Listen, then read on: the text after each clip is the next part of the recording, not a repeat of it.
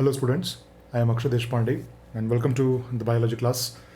And today we will be looking into the class 2 of biomolecules. And in this particular class we will be mainly concentrating on the primary metabolites and secondary metabolites. We will also look into the concept of biomacromolecules, that is, on what basis we say any molecule is a large molecule. Okay, the term macro mainly means large molecules, right? The term biomolecules mainly means they are the large molecules, right? Yes. So on what basis we can say that these molecules are large? And also we will look into one such category of biomacromolecules, that is the polysaccharides, right? So polysaccharides actually belong to carbohydrates. What we are looking over here is the carbohydrates. So I think we can start our discussion on biomolecules. So now we are having lots of chemicals in the living organisms. Okay, so we generally say that one of the important and exciting aspect of the chemistry is mainly isolating of these thousands of chemicals that are mainly present in the living organisms.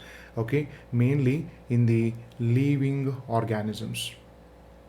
We try to isolate all those chemicals, right? And also we have to determine, we will try our best to determine the structure of these chemicals, right? So now why do we need to isolate the thousands of chemicals or try to determine the structure of these chemicals? It is quite simple, because of their economic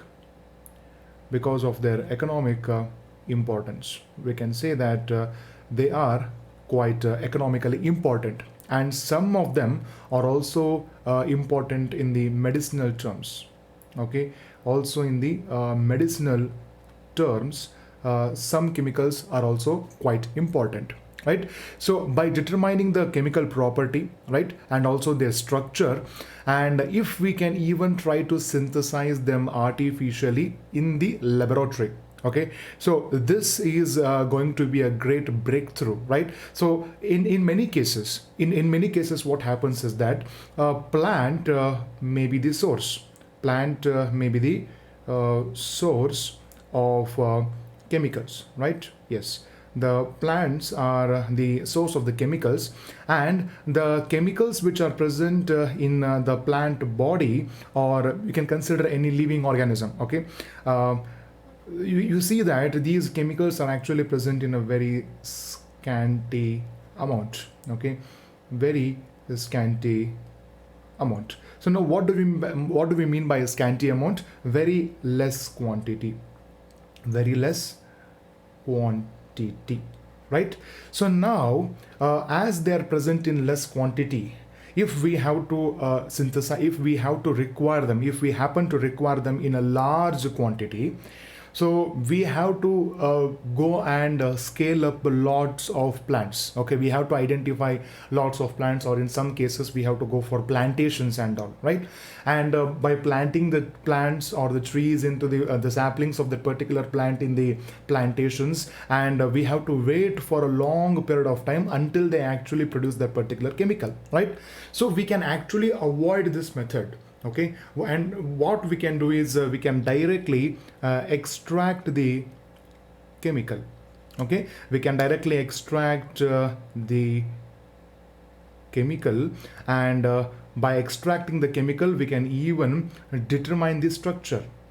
Okay, we can determine the structure of that particular chemical, right? And also if we can determine the structure, we can look into the bond arrangements. Okay, so the structure will mainly tell about the molecules which are present in that particular chemical, and also we can determine the bonds, right? What kind of chemical bonds we are mainly speaking of, right? Chemical bonds, right? So what kind of chemical bonds are mainly present in that particular chemical, and by determining the structure of all that chemical present in the plant, what we can do is with this particular knowledge we can actually synthesize we can synthesize the chemical, right, in the labs. And through the course of time, what we can do is we can purify it, and we can even increase the affinity, or we can even increase the efficacy, the effectivity. Okay, so this method will result in increase in effectivity, right? The drug will become more effective, right, if we try to synthesize them artificially in the lab, because we can arrange the bond however we can want based upon the natural molecule that has been found in the plant, right? So in this way, we can see that there are thousands of chemicals which play a very important role in day-to-day of our life, which can be derived from the living organisms. Okay, so in major of the cases, the main sources of these interesting chemicals are mainly from the plants, and in some cases it is even the fungi, right? Even fungi, that is mycota, okay, even they also have certain chemicals. For example, antibiotics is a very interesting chemical that is produced from the fungi. And even the microbes, right, even the microbes do exhibit or do produce certain chemicals, right? And these certain chemicals are having human value or economic importance for the humans, right? So hence the main aim of the chemistry is to determine their particular structure and try to synthesize them artificially in the laboratory. So now in the living organisms, okay, we have discussed in the last class, in the case of living organisms, the organic compounds, we call them as the biomolecules, right? We call them as the biomolecules, right? Any carbon derived structure is called as an organic molecule, and this organic molecule in the living system we call them as biomolecules, right? And these biomolecules are called as the primary metabolites. They are called as the primary metabolites. Now, the reason why they are called as primary metabolites is because they are having some cellular function. They play an important role in the cell, right? So they may be involved in the metabolism, right? They may be involved in some anabolic reaction. They may be involved in some catabolic kind of reactions, right? So we can say that they do have certain important functions, right? They do have certain important functions in the cell body, right? So we have named various biomolecules in our last class. For example, we are having amino acids, right? We are having amino acids, and we are having carbohydrates, right? Yes, we are having carbohydrates. We are even having the proteins, right? Yes. And also we are having various others such as the lipids, right? Yes. Nucleic acids, right? Yes. And that is the nucleotides in the case of nucleic acid. Nucleotides, right? And amino acids in the case of proteins, right? And carbohydrates in the sense we are mainly speaking of simple sugars, right? So we can say that these are actually called as the primary metabolites, the amino acids, the lipids, the nucleotides, which are mainly involved in the formation of nucleic acids and all of them are actually called as the primary metabolites because they are having certain cellular functions, okay? They take part in certain or one or the other cellular activity. Okay, hence we call them as primary metabolites. So we can say that primary metabolite, okay, primary metabolite is something whose function is known, right? Primary metabolite is any substance or any chemical or any organic molecule that is present in the plant body or any living organism's body whose function is actually known, and they take part active role in these cellular processes, right? Hence they are called as the primary metabolites. But in certain occasions, especially in the case of organisms such as the fungus, okay, fungal, and also in the case of plants, and also we are having microbes in the sense bacteria, what we are speaking of, right?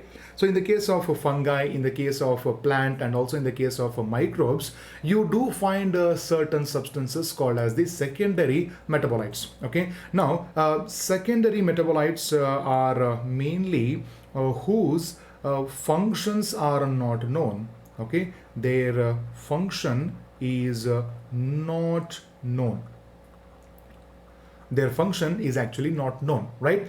So what do they do? We don't know yet, but yet they are actually present in the body of that particular organism, right? So we can say that these chemicals, okay, they are not only few in number, they are thousands in number. Okay, thousands of we can see such chemicals are present in the body of the plant, microbes, and also in the case of fungi, right? So the metabolites or the substances which are present in the living organism's body, and yet we don't know their function properly. Okay, what role they play in the organism's body, we don't know yet. Okay, but however, one of the important idea that we do have regarding the secondary metabolite is that they play defense mechanism. Okay, they play an important role in the defense mechanism. Okay, defense role, right? See, in the case of plants, okay, in the case of plants, we see that many substances, for example, we are having the alkaloids. Okay, we are having alkaloids. Alkaloids are known to play a very important defense mechanism in the case of plants. Why? Because plants, unlike the organisms, okay, unlike the animals, they cannot move from one particular place to another place. They are fixed. Okay, they live in only one particular region. They cannot move from one place to another, right? So there may be threat from the herbivores. Okay, herbivores are the organisms which mainly feed on the plants, right? So some of the plants exhibit a defense mechanism by producing the alkaloids, and the alkaloids mainly give a toxic or an obnoxious feeling to the plants when the particular feeling to the herbivores when they feed on the plant, right? As a result, we can say that the herbivores try to avoid such plants which are having pungent or repugnant chemicals present in their body, right? So alkaloid is one such example. The next one we are having is flavonoids. Okay, now flavonoids are excellent coenzyme molecules. Okay, you will study about the flavonoids, and also one more, that is the NAD. Okay, NAD plus. You will study about that. It's also an example for electron carrier, right? So flavonoid, we are having example. The FAD is an example for the flavonoids. Remember, yes. The flavonoid, one example we are having is the FAD, and you people might have heard about FAD in the chapter that is the photosynthesis, and also in your respiration chapter, right? So they are taking place an important role in the metabolic reactions. Okay, and in the case of plants or fungi, they may be byproducts. And we are having one more, that is a rubber, and rubber is actually a polymer, right? So we all use the products that are derived from the rubber. Okay, rubber is actually a latex kind of material which is derived naturally from some of the trees, right? And in some cases you may find some essential oils. Okay, the essential oils play an important role in a regular cooking activity, or they may play an important role in the traditional herbal medicine also. Okay, essential oils. And the most popular, we are all very much aware of, is the antibiotics, right? Now in the case of antibiotics, these are mainly produced by the fungi. Okay, remember.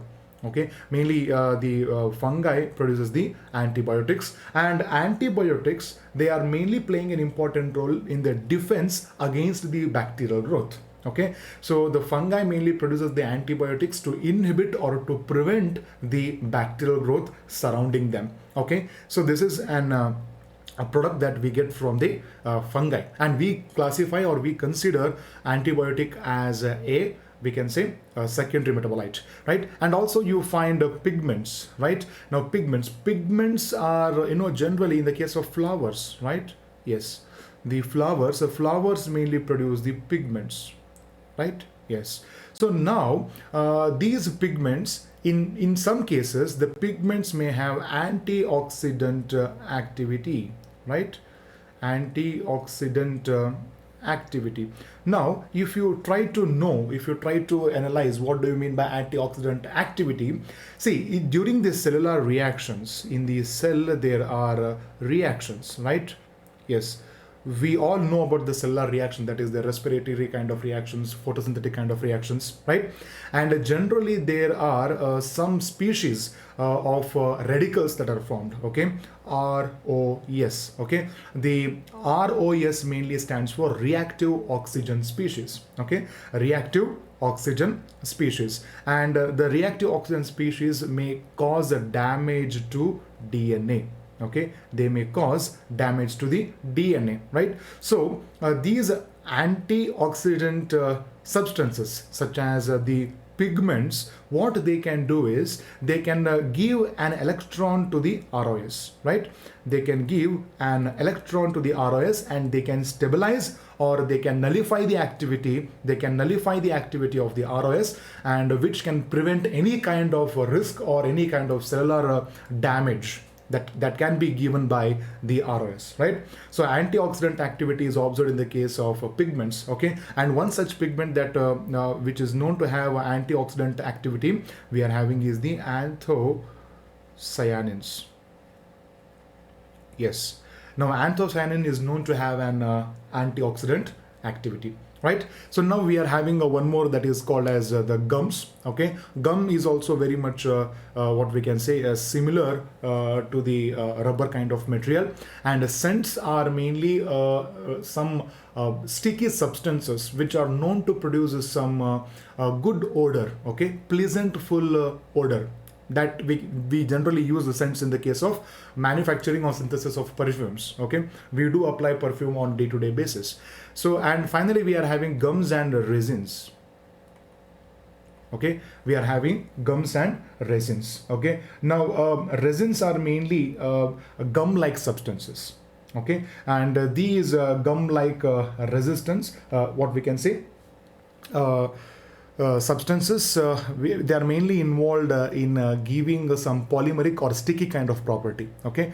Resins is one example, and we are having one more, that is the spices, okay? Spices is also we can say it is also an example for the secondary metabolite, okay? So as we have mentioned, their functions and roles are not yet known, okay? What do they do in the plant body? We have no idea regarding that. As of now, we don't know, or we don't have any kind of idea. But however, we have a list over here. Let me erase this. Yeah. So we are having a list of substances, okay? Mainly the secondary metabolites, right? Yes. We are having some mentioned secondary metabolites, okay? And their broad category, okay? The pigments, alkaloids, terpenoids, right? And these are all actually, we can say, the category, and we are having the examples of that particular category over here, right? So we will, this chart is again important. Remember, this chart is important because there have been multiple questions appeared regarding each of these constituents, okay? They have asked all of these, what we can say, the category of that particular secondary metabolite and what is an example to that particular category, okay? So don't worry about the functions. They have not mentioned any functions in your textbook, so you don't have to bother about it much, right? But however, I will try to give an some functions of certain secondary metabolites over here. So the first one we are having is pigments, right? The first one we are having is what? Pigment. And an example for pigment we are having is the anthocyanins, and one more we are having is the carotenoids, right? So now in the last class we had mentioned about the carotenoids, right? And in a few of the last classes we have mentioned of the carotenoids and xanthophylls, if you remember, okay? And beta carotene, they mainly belong to carotenoids, right?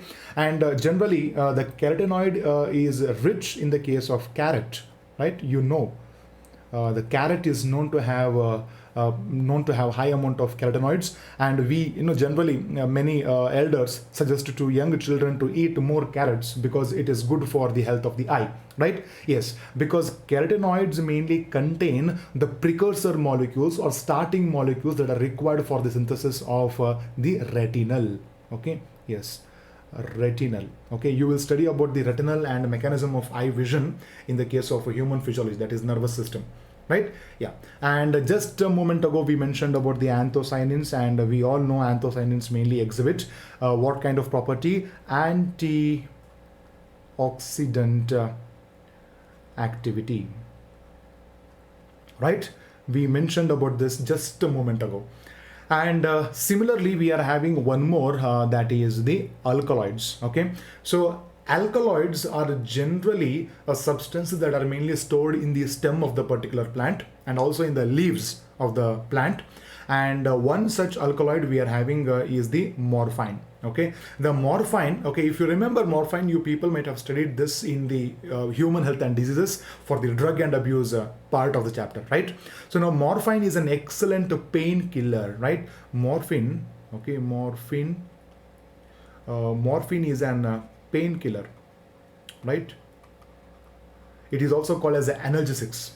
So it is an excellent painkiller, morphine. But however, many people abuse morphine as a drug. Okay, so many people take morphine as a drug. You also see that it is abused, drug abuse. It is also an example, morphine. And similarly, similar to the morphine, we are having one more that is called as the codeine. And codeine is also a kind of analgesic, which is mainly used to treat the pain and other associated, mainly fever, pain, body ache and all, right? It is mainly used, it is treated by the codeine, right? Now the next one we are having is the terpenoids. Okay, now terpenoids are complex oil-like structures. Okay, they are completely complex oil-like, and they are mainly organic substances. Terpenoids, they are mainly organic. Yes, and they are used to synthesize certain organic chemicals. They are used to synthesize a certain organic chemicals, right?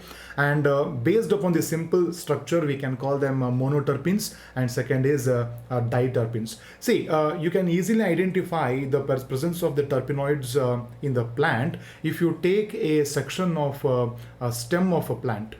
Okay, if you take the main stem of the plant, you can see that in the case of terpenoids, if you take a section of a stem, okay, yes, the center you see that generally it is dark shaded, right? The center is quite dark shaded, and that is mainly because of a deposition of terpenoids. It is mainly because of deposition of the terpenoids. And we are having some essential oils. One example that they have mentioned for the essential oil we are having is the lemongrass oil, right? The lemongrass oil is used for various, what we can say, traditional medicine, and also it does have some medicinal importance in the ancient Ayurvedic system of medicine also. Now we are having a toxins. Toxins are nothing but the poisons. Okay, and we are having two examples. The first one we are having is the abrin, and one more we are having is the resin. Okay, now abrin, okay, abrin is quite toxic. Okay, they say that only 0.7 μg is sufficient to per kg, right? Μg per kg. Yeah, this is what they use, standard terms. Μg per kg is sufficient to kill the mice. Okay, one mice can be killed by just 0.7 μg per kg, right? And in the case of humans, it ranges from around what we can say, around 20 to 20 μg to 30 μg, right? At least that is what they say, per kg is sufficient to kill the humans, right? So they say that the abrin, and one more we are having is the resin, right? Yes, resin. Abrin and resin, these are one of the naturally known highly toxic substances. Okay, naturally known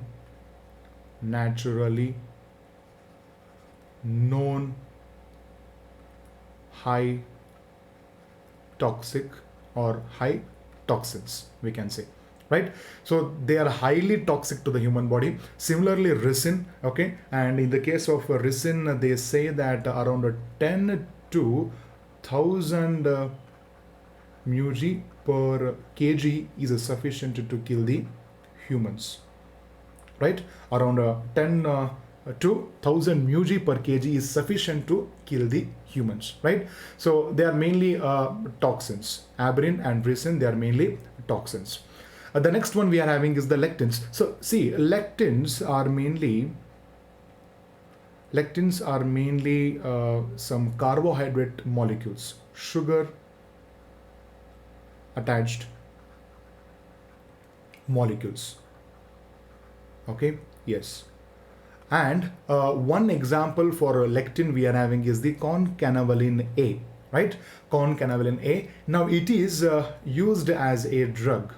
Okay, it is mainly used as a drug, mainly to treat what we can say, cancer. Okay, it is mainly used to treat cancer. What kind of cancer, if you ask? It is mainly used to treat the liver cancer. Okay, it is mainly used to treat the liver cancer, hepatoma. We also call it as what? Hepatoma. And there are some drugs, okay, okay, and the example for drugs we are having is the Vinblastine, and one more we are having is the curcumin. Okay, now Vinblastine is again used to treat cancer. Okay, Vinblastine, right over here, Vinblastine, right? It is mainly used to treat cancer, right? And similarly, curcumin is also an important drug that is derived from the turmeric. Okay, it is mainly derived from the turmeric, and even the curcumin is also showing, also exhibits the anti-cancer kind of properties, right? Vinblastine and curcumin are having important function in treatment of cancer. And finally, we are having a certain polymeric substances. For example, rubber, it is a latex, as we all know, and we are having gums, okay, which is similar to rubber, okay, and they mainly provide the sticky and the stretchability kind of property if we add these gums into any kind of substance if we are required in. And finally, we are having the last one we are having is the cellulose. Okay, cellulose, we are all very much aware, it is a polymer of what we can say, glucose, right? And the cell wall in the case of plant is mainly made up of the cellulose, cell wall, right? So these are some of the important what we can say, the substances or the what we can say secondary metabolite substances and their respective examples with a certain function that we know. These functions we have determined now. Okay, so earlier when they were discovered, their functions were not known properly. Okay, so similarly, imagine there are thousands of such kind of chemicals produced in the plant body, fungal body, and also microbial body, and determining their roles and their function would be having a lot of human benefit, right? Now moving on, we are having the next point, that is the biomacromolecules. Okay, biomacromolecules. Now the biomacromolecules, why do we call them as biomacromolecules? Because they are large in molecular mass or molecular weight, right? Yes. So now they say that they have been mentioned that you see that there are two types of fractions. The first one we are having is the acid soluble fraction. Okay, if you remember from our first class, we had determined the main important substances by grinding the cells or tissue into the trichloroacetic acid, and we got two types of fraction. The first is called as the acid soluble fraction, and one more we are having is the acid insoluble fraction. That is what we determined, right? So now generally the acid soluble pool is having the molecular weight of around 18 to 800 daltons, right? Any substance or any chemical or any molecule that is present in the acid soluble pool, it is known to have a molecular weight of around 18 to 800 daltons, right? And similarly, the acid insoluble pool mainly includes the proteins, polysaccharides, nucleic acids, and the lipids. Okay, these are mainly belonging into the acid insoluble pool. Okay, now any biomolecule, they have mentioned, right, any biomolecule whose mass or whose molecular weight is less than the 1000 Daltons, we refer these molecules as the micromolecules. We refer them as what? Micromolecules, right? So in other terms, any biomolecule, right, is having more than 1000 Daltons of mass, then we can refer them as the biomacromolecule, right? Yes, this is what we can determine by the term biomicromolecule and biomacromolecules. Okay, if the molecular weight is less than the 1000 Daltons, then we refer them as the micromolecules, and if the biomolecule molecular weight or mass is more than 1000 Daltons, then we can refer them as the biomacromolecules, right? So roughly speaking, if you have to identify the biomacromolecules, okay, protein is a biomacromolecule, polysaccharide is a biomacromolecule, nucleic acid and so is also lipid, we call them as what? Biomacromolecules. But however, there is an exception to this particular rule, and that is mainly the lipids. Okay, lipids are very interesting in nature, because we say that their molecular weight, their molecular weight or mass is not more than, okay, is not more than 800 Daltons, right? Their molecular weight is not more than 800 Daltons, right? But however, just a moment ago, we said that any molecule is having more than 1000 or thousands of Dalton as the molecular mass. We say them as what? Biomacromolecules. Then why do lipids are exception to this particular rule, right? And they also appear, okay, not area, appear. They also appear in the acid insoluble fraction. Okay, so now when you grind the tissue with the buffer, that is the trichloroacetic acid, we observed that not only nucleic acid, polysaccharides and proteins, even lipids also appeared in the acid insoluble fraction. Okay, so now in the acid insoluble fraction, we also mentioned that all of the molecules are having more than 1000 Daltons of molecular mass. But lipids, you have seen that it is less than or doesn't even cross 800 Daltons, right?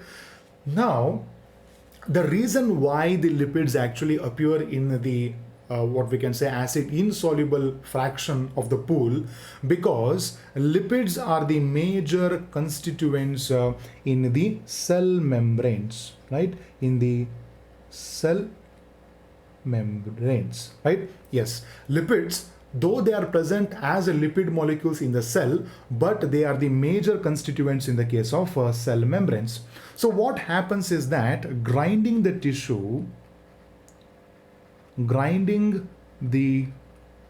tissue basically breaks the cell membrane, breaks the plasma membrane or the cell membrane, all mean the same. Okay, it basically disrupts or breaks the plasma membrane, right? So now what happens as a result of breaking of plasma membrane is that the lipids which are mainly present in the cell membrane, they mainly form the vesicles. Right? Vesicles are, as we all know, in the cell, they are small bubble-like structures. Right? These are called as the vesicles. And these vesicles actually appear in the acid soluble pool. They actually appear in the acid soluble pool. Okay, and they are also, as we know, lipids are mainly water insoluble. We also know that it is water insoluble. right? Yes, lipids are completely water insoluble in nature. As a result, what happens is that they mainly appear in the acid acid insoluble pool. So, strictly speaking, we can say that the lipids are not macromolecules. Okay, I just made a mistake. It is not acid soluble, it is acid insoluble pool, right? It is mainly acid insoluble pool. So, grinding the tissue mainly breaks the cell membrane or the plasma membrane, and not only a lipid is present in the directly cell membrane or plasma membrane, also the membraned organelles. Even in the case of membrane organelles, right? Even in the membrane organelles, you also see that lipid is one of the major constituent, right? So grinding the tissue breaks the plasma membrane and also the membrane constituent of the organelles, and they basically result in the formation of small vesicles, and these vesicles, as they're completely made up of lipids, they are water insoluble, and they precipitate or they finally are formed in the acid insoluble pool. Okay, yes, so it is mainly acid insoluble pool. So strictly speaking, we can say that based upon the molecular mass, okay, if you consider the molecular mass, the mass is around 800 Daltons. Okay, so from the mass perspective, we can say that lipids are not biomacromolecules. Remember, okay, from the molecular weight or molecular mass perspective, we can say that lipids are not actually macromolecules or biomacromolecules, only because they are water insoluble, and grinding results in breaking of cell membrane, and they precipitate or they result in the formation of what we can say vesicles, and they finally land in the acid insoluble pool. Okay, that is why we can say that lipids appear in the acid insoluble pool.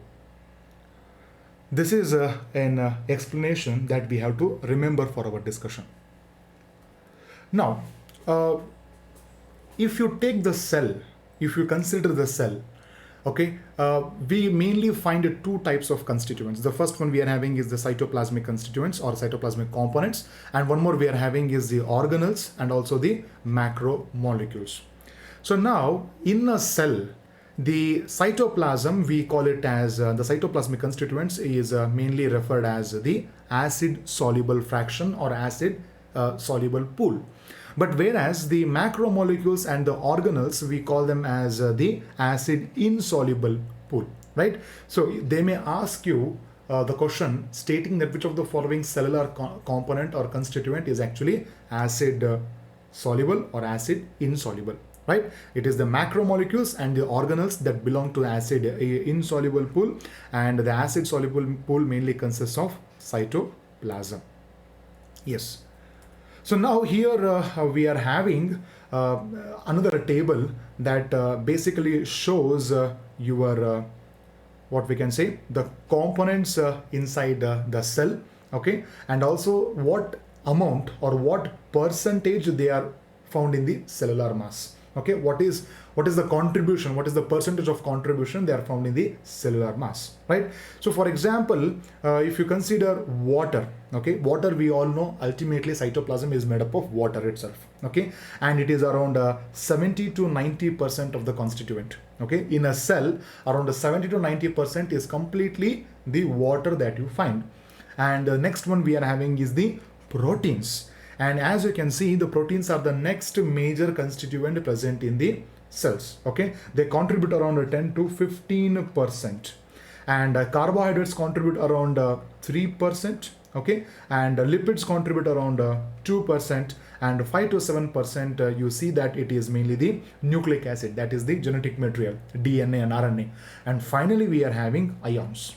Okay, so here if you have to choose which of the following is acid soluble and acid insoluble, you can say that water and ions are actually acid soluble, right? They're mainly acid soluble. And finally proteins, lipids, carbohydrates and nucleic acids, we can refer them as acid insoluble pool. They mainly appear in the acid insoluble pool. So this is quite a clear concept.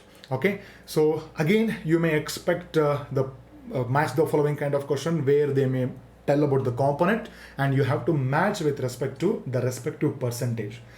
Although the question has not appeared based upon my observation, mainly on this part, but remember, you have to remember this. It is an important table that you have to remember at any cost. Okay, as I said, try to go with the component and the table as much as possible. Write and practice. That is the best way. Right? So now let us look on to the next one. That is the polysaccharides. Let us look into the polysaccharides. Now polysaccharides, the term poly means that it mainly means many, and the term saccharides mainly means sugar. Okay, and polysaccharides are actually group of carbohydrates. Remember. Okay, now carbohydrates, we can classify them into mainly three basic categories. We classify carbohydrates into three broad categories. The first one we are having is monosaccharides. Okay, monosaccharides. And next one we are having is the oligosaccharides. Right? And finally we are having the last one, that is the polysaccharides. Yes. So again, mono means single sugar, oligo means 2 to 10 sugar units will mainly make us the oligosaccharides, and if it is more than 3 or 4, okay, continuous, more than 3 to 4 and 10, we call them as what? The polysaccharides. Okay, so though we will not be discussing about the monosaccharides and oligosaccharides, okay, we will be mainly concentrating on polysaccharides. I just thought of mentioning the basic classification of the carbohydrates. So now polysaccharides, as I said, they are mainly made up of many multiple sugar units, hence they are called as the polysaccharides. That is what they tell us here, long chain of sugars, that is the monosaccharides. Okay, so what happens is that if I take one sugar, okay, and link it with another sugar, and similarly I will add one more sugar, and similarly I will add another sugar, and so on, we can say that this is actually a polysaccharide. Okay, what you're looking over here is simple linking of one sugar with the another will result in the formation of what? Polysaccharides. And in most of the cases, general of the cases, you see that polysaccharides are generally Homo Polymer, right? They are mainly Homo Polymer.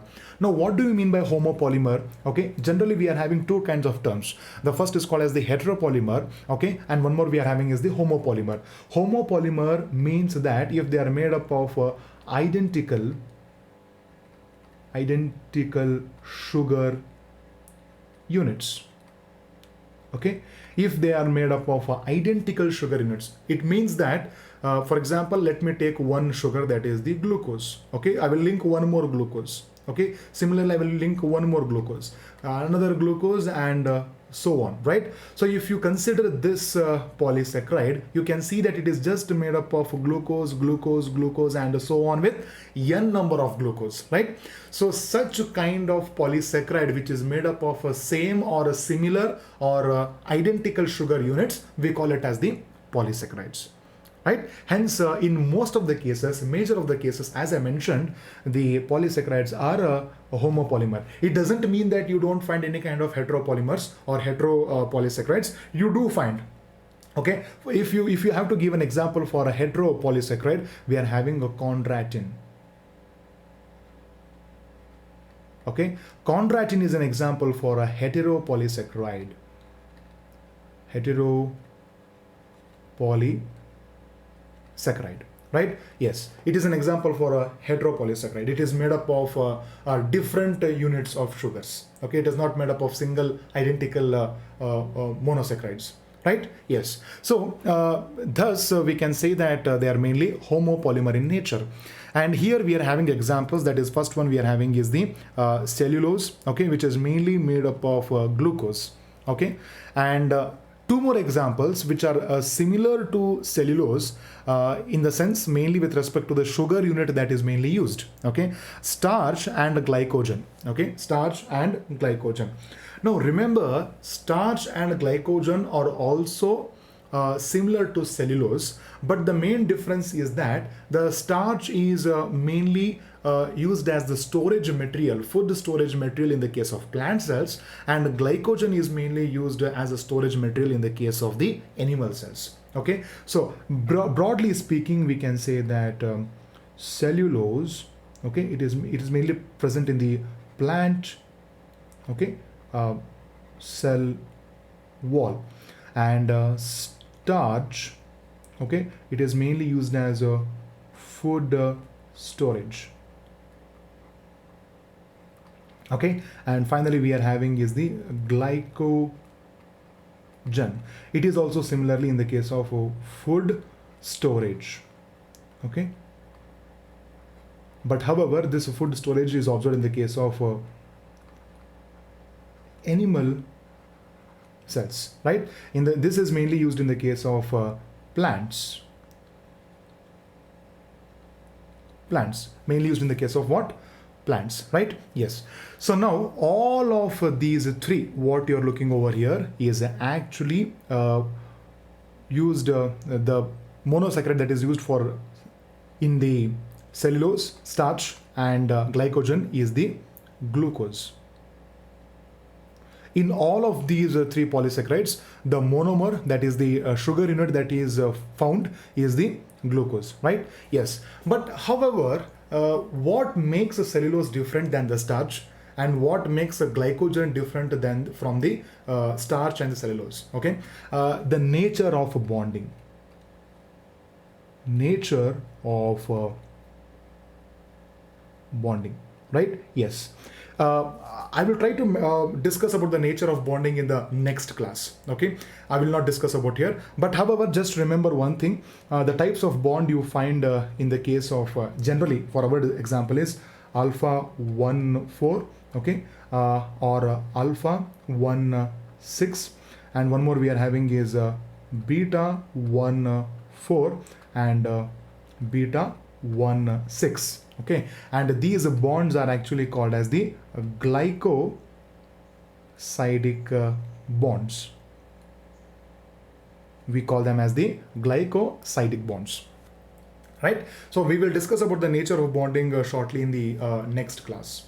So here the cellulose and the starch and the glycogen basically differs, okay, all of them differs in the nature of bonding. The difference between these molecules is that nature of bonding. And interestingly, one more point that we have to remember of the glycogen is that it is a branched polysaccharide.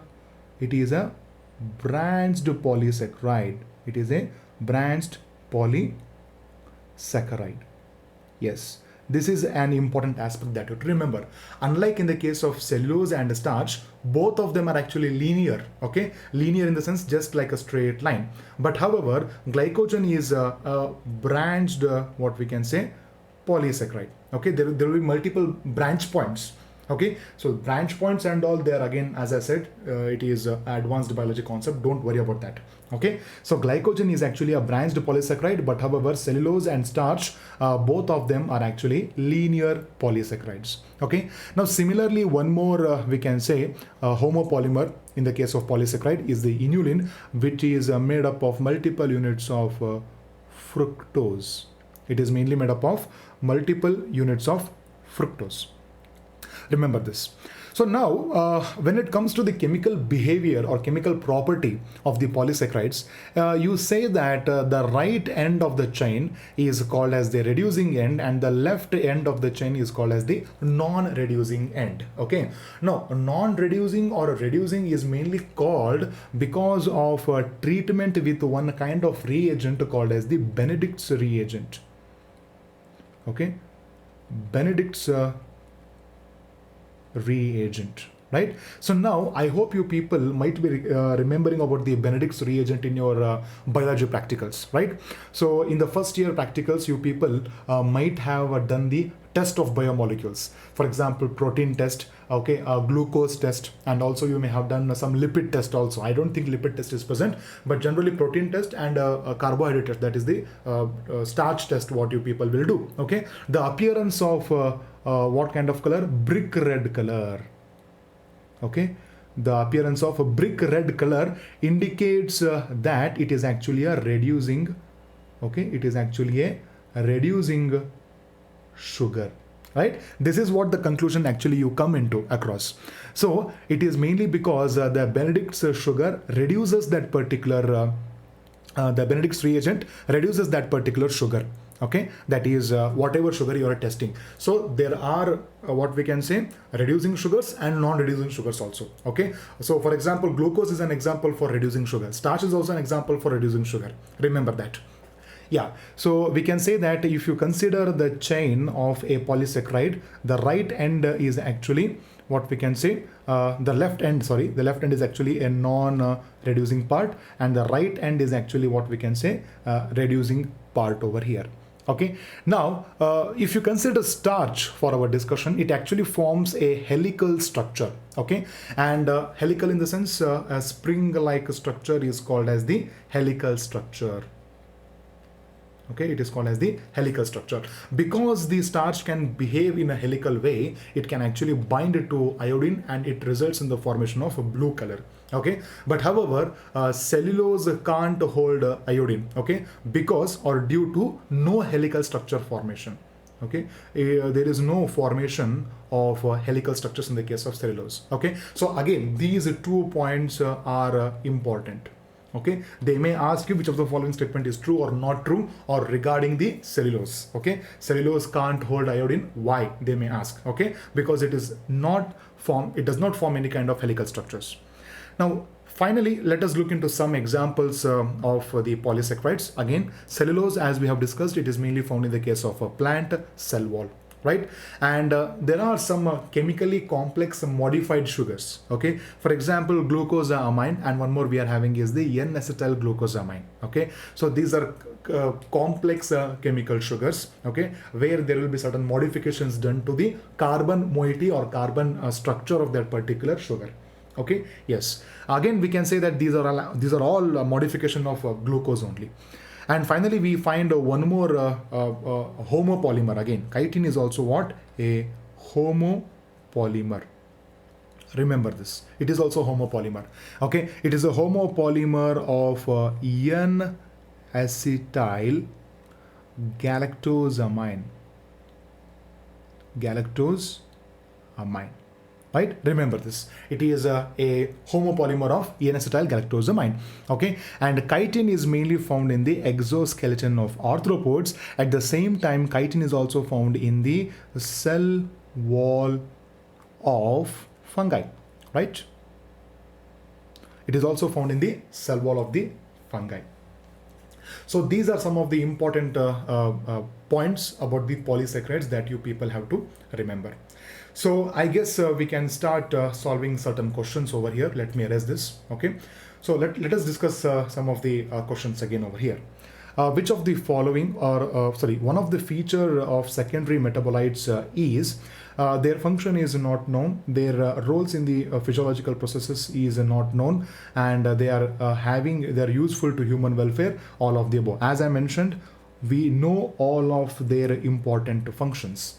Okay, we don't know their function, what physiological process we don't know, but yet they are having some important value to the human welfare. Hence, we can say all of the above statements are right. The next one, the molecular weight of the acid soluble pool ranges from the 200 to 2000 Daltons, okay, 100 to 1000 Daltons, 18 to 800 Daltons. The last one we are having is the 100 to 10 to 100 Daltons. The answer we all know, it is 18 to 800 Daltons is the range of the acid soluble pool. Moving on, the only exception to the compounds in the terms of thousands of molecular weight, okay, the only exception of the compound or the what we can say molecule which does not have thousands of molecular weight, but yet we call it as a biomacromolecule. That is what the question is, right? Lipids, proteins, carbohydrates, and nucleic acid. We all know it is actually lipids. Its weight does not increase, or it's not having more than 800. Okay, it does not exceed 800, but yet we call it as what? A biomacromolecule. Hence, it is the exception we are having. The next one, which of the following in the host organisms are known to have normal roles and functions? Okay, secondary metabolite, alkaloids, primary metabolites, none of the above, right? So we know in the host organisms, normal roles and functions are known to have for the primary metabolites, right? Primary metabolites are the substances which are known to have the roles in the case of host organisms. C is our right answer. The next one, macromolecules, a molecular weight does not exceed 2000 daltons, 1000 daltons, 800 daltons, 500 daltons. Okay, the answer we know it is 1000 daltons. Okay, the molecules, their molecular weight does not exceed than the 1000 daltons. Next question, which of the following is a drug? Okay, that is abrin, resin, concanavalin, and next is the vinblastine. We all know these two are actually toxins, and this is a lectin, and vinblastine is known to be a drug over here. So D is our right answer. Match the following. Yes. So the column 1 and column 2, right? So let us look into the column 1. We are having alkaloids, toxins, lectins, and polymeric substances, and pigments, right? And next one we are having column 2, resin, concanavalin A, and anthocyanins, codeine, and rubber, right? So for the fifth one, pigments, we know anthocyanins, so fifth one will come over here. And polymeric substances we are having is the rubber, so hence fourth number will come over here. Okay, lectins we are having concanavalin A, so third number will come over here. And in the case of resin, so toxins we know it is resin, so 2 number will come over here. Alkaloids, that is fourth, that is codeine. Morphine and codeine are called as the alkaloids, right? And hence the 1 number will come over here, right? So if you look over the options that they have mentioned, I can say that so the first one 4, second one is 2, and 3 is 2. Yes, exactly. I think we have got our answer. A option, I think it matches completely with what we have written over here, and exactly it is A is our right answer. Right, now moving on, which of the following is true about the lipids? They come in acid insoluble fraction. The grinding of the tissue will break the membrane. Okay, vesicles are not the result of grinding. They have a high molecular weight. Okay, so now they come in acid insoluble fraction. Okay, that is also true. And grinding the tissue will break the membrane, right? So we can say that both these two options are actually the right answer. Okay, so vesicles are not result of grinding. No, that is not true. And they have high molecular weight. Yes, that is also not true. So here probably while preparing the options, I might have what we can say missed out some aspect. So this question, it is completely invalid. Okay, I can say this is invalid, but yet let us consider that both these two options are correct. So probably the first option might have been they come in acid soluble fraction. Okay, so we can consider that if this had been the statement, then B would have been the answer.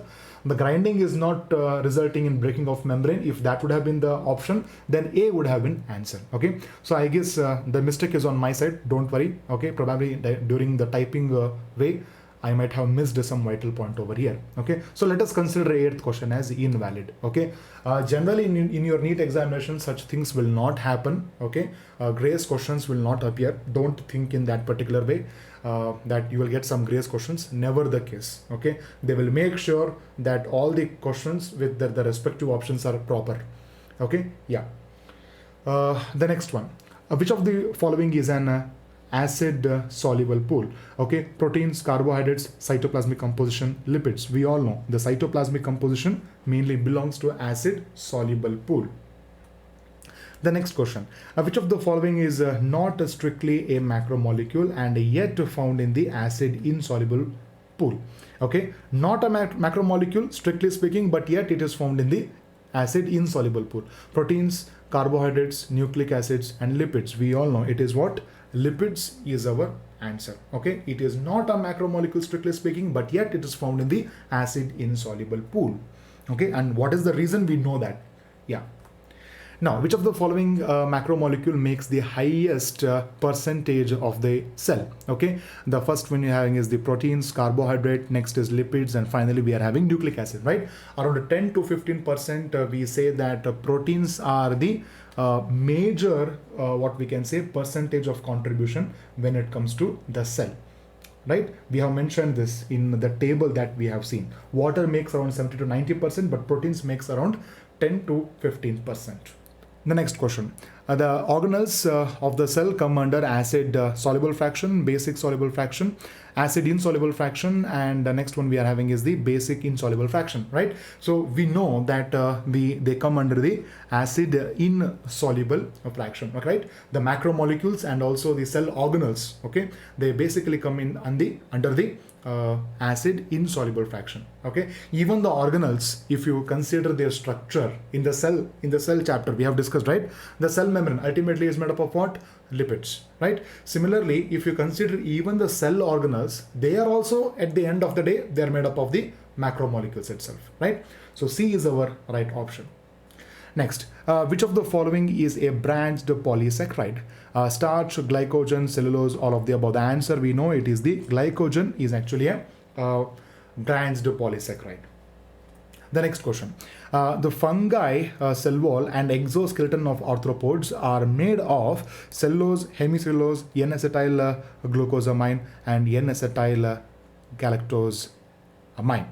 Okay, so the answer for this is actually the chitin, right? Yes, the answer over here is actually the chitin. But if we consider the sugar unit that is present in the chitin is actually the N-acetyl galactosamine, so we can say that D can be more appropriate. Okay, if they had given chitin as our answer, then chitin as the option, then chitin would have been the answer, right?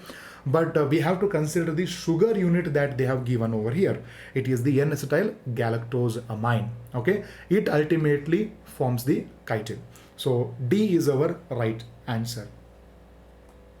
Next, the most complex polysaccharides are the Homo polymers, okay, heteropolymers. Next is the triheteropolymers, helical in structure. We can say that helical in structure is making the polysaccharide quite complex in nature. Okay. Next question, which of the following statement is true? Starch can hold iodine. The helical nature of cellulose is responsible for it to bind with iodine. Okay, glycogen is a storage material in the case of plants. The right end of the polysaccharide is a non-reducing end, right? So now you know that it is actually reducing end. The right end is actually reducing end. So this statement is not true. Glycogen is a storage material in the case of the animals, not in the case of plants. So even this is also not true. Okay, and the helical nature of cellulose is mainly responsible for it to bind with the iodine, right? So we know that cellulose does not contain complex helices, right? Or helix kind of structure. Hence, it cannot hold the iodine. Even this statement is also wrong. Starch can hold iodine. Exactly, A is our right answer. Now moving on. The polymer of fructose is starch, cellulose, glycogen, inulin. You know, answer is inulin. D is our answer. The next question, cellulose, glycogen and starch, all of them are polymer of glucosamine, N-acetyl galactosamine, fructose, glucose. It is mainly polymer of glucose. D is our answer. It's a simple question. Cellulose cannot hold iodine because it is not helical. It shows a branched nature. It is a Homo polymer. It does not have reducing end. The answer we all know, it is not helical in appearance. Okay, the structure does not show helical kind of complexes. The next statement, which of the following statement is true? Plant cell walls are made up of chitin, glucosamine is a chemically modified sugar, cellulose is a heteropolymer, glycogen is an unbranched homopolymer polysaccharide. Okay, so we know that it is actually a branched homopolymer, right? This is a wrong statement. Cellulose is actually a homopolymer, wrong statement again. And the glucosamine is a chemically modified sugar, exactly, it is the true statement. And the first, we all know the plant cell wall is mainly made up of cellulose. Okay, it is not chitin. Chitin in the case of the fungi and the exoskeleton of the arthropods, right? So even A is also the wrong answer. So I guess we have solved around 20 questions over here, and till now, if you consider, we have discussed around 40 questions. And you people, as I said, you can start solving more and more questions, and we will meet in the next class of the biomolecules, and we can discuss the further aspects, that is mainly the proteins and all, right? Thank you.